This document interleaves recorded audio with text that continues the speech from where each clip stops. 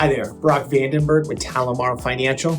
I wanted to follow up on a common question that I'm getting from investors, and that is financing accessory dwelling units, also known as ADUs. As many of you already know, many states and municipalities are looking for ways to entice developers to build more housing. And one of those ways is building ADUs. An ADU simply means that they're adding additional square footage to an existing property. That might just be adding square footage attached to an existing home to building multiple units on the site of an existing home. We saw a rise in ADUs, especially here in San Diego, from developers that were developing around San Diego State. Much of that was really focused on student housing. SDSU was looking to increase the amount of student housing, so very entrepreneurial developers came up with the idea of buying existing homes around the campus and building effectively apartment units in the backyards of these projects. Well, it was extremely successful, and that same concept now has kind of gone mainstream, and now you see a lot of cities or a lot of developers going into cities and buying existing homes with large lots and building ADU units on site. Now, ADU projects can be difficult to finance. Number one, most conventional lenders aren't going to finance these kinds of projects.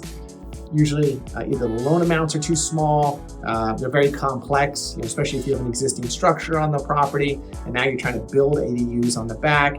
And then also the developers may not be extremely bankable from a conventional lender. So they become extremely popular for private lenders like us to finance. Now, the three tips that I would have in financing ADUs would be the following. First, unlike a fix and flip project, where you're buying an existing structure, you're rehabbing it and selling it, the ADU project is really a two-step project. First, you're buying the property and you're renovating usually the existing structure. While you're renovating that existing structure, you need to get the permits for the additional units that you're going to build. So in a lot of cases, when we're financing this project, we kind of finance it in two steps. The first portion of the financing is the purchase and renovation of the existing structure, which is kind of more typical of your fix and flip loan.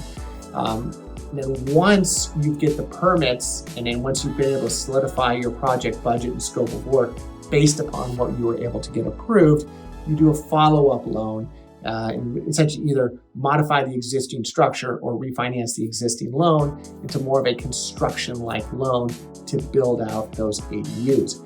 The other issue that we've come across is the ability to value ADUs. So you're buying an existing structure, you're building a couple of units in the back. How are you supposed to comp this project out? There are very few other projects probably within that market area that you can really kind of compare to in terms of sales. And that's why you really have to use the income approach.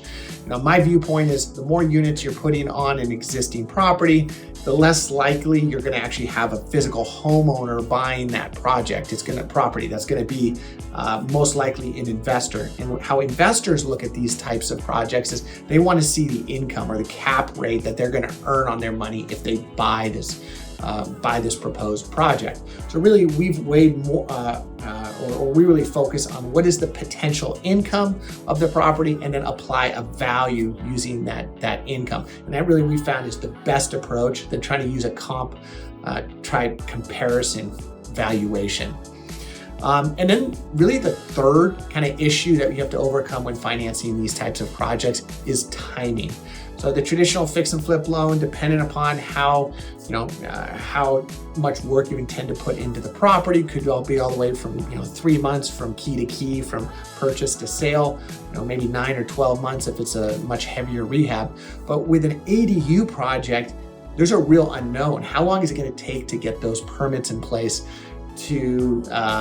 before you actually start breaking ground on the ADU unit? It's great that you've renovated the existing structure, and most likely you've rented that existing house out to kind of offset the cost of your funds for the project. You've got that additional income coming in, but you really don't know. And that's why I always suggest with clients, get a loan that you're going to be able to either modify or refinance without getting charged additional cost on the funds that you've already borrowed. And that's why we've kind of come out with this new project called your kind of purchase to construction loan. So it gives you time to get those permits in place, get the plans, get the budget, and then refinance or modify the loan, but not get charged on the original balance of the loan, only what you've borrowed after the fact or increased your loan amount. So those are kind of the three main tips that I offer when considering financing this type of project.